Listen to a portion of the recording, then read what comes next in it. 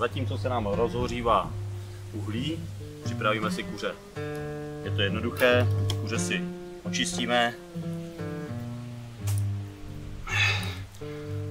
Jestli tam je nějaká přebytečná spilka, vnitřní tuk dáme dovnitř, ten nám bude pěkně kuře mazat.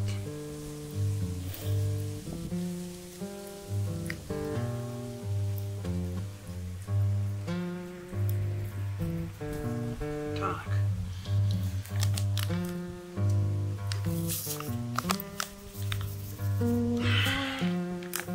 Kuře nasolíme dovnitř. Nebojíme se. Kuře jde jenom těžko přesolit.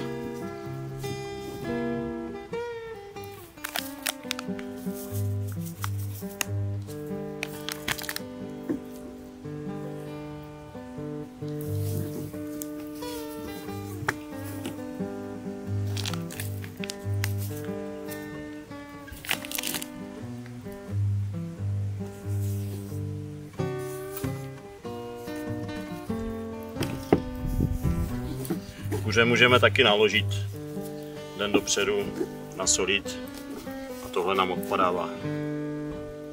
Tak, kuře si napíchneme.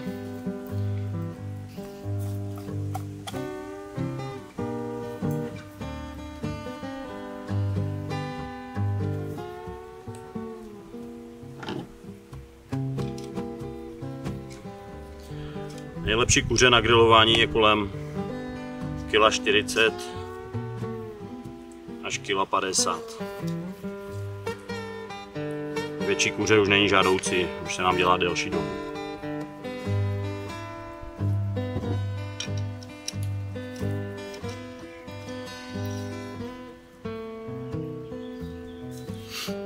Když máme 2 kuřata,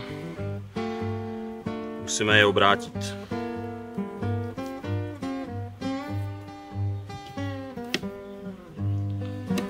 Vycentrujeme.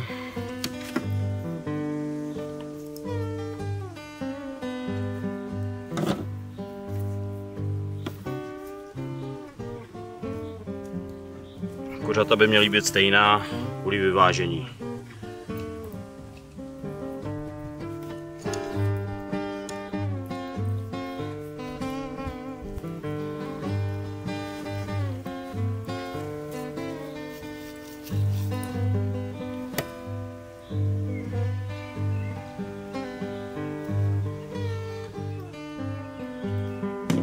Kuřata si svážeme.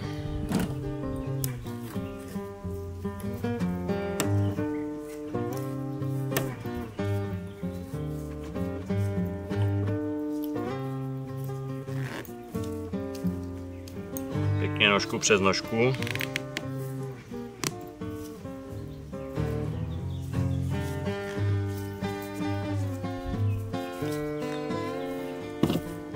Je to klasický potravinářský provázek, nemusíte se bát, nepřepálí se.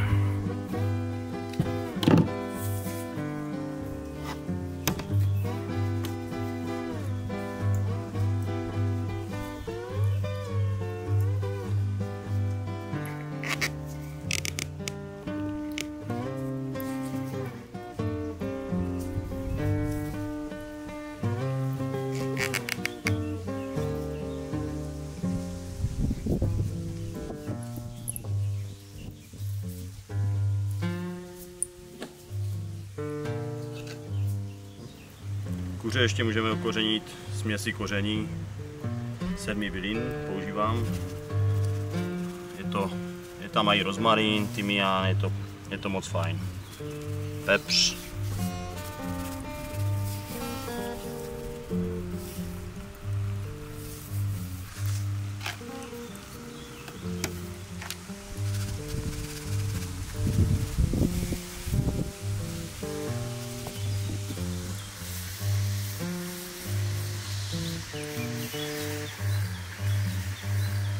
Tak, kuře si můžeme ještě zakapnout jemně rostlinným olejem. Tak.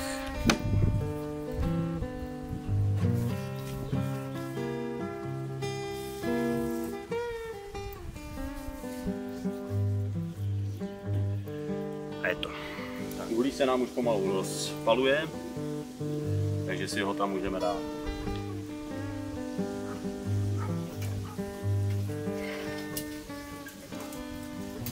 Tak.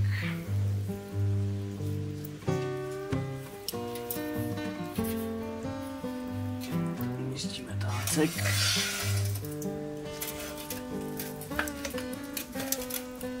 Tak, a můžeme dát motorek. Tenhle je bateriový, ale v nabídce máme i elektrický. Mírně nadzvedneme, zasuneme a můžeme pustit. Přiklopíme horním víkem. Na začátek grilování. V průběhu ho můžeme sundat a pak třeba nakonec zase